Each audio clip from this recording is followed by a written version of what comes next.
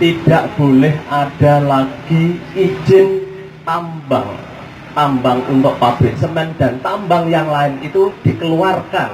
Karena apa? Rusaknya begitu besar di wilayah Kendeng meliputi 2 provinsi menika.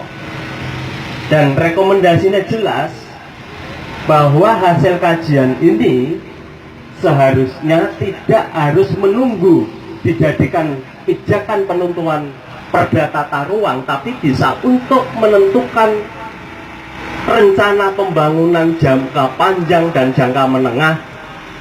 Ini kok kedah jadi pijakan bel ESDM niki ora ngetokno izin sakudele dhewe.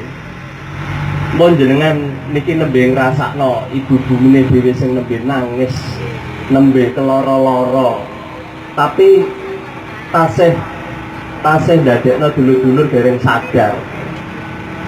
Boten mungkin dulur-dulur napa anten sing badhe nderek mlebet?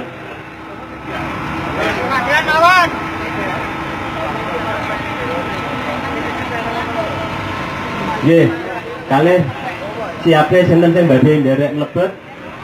Monggo.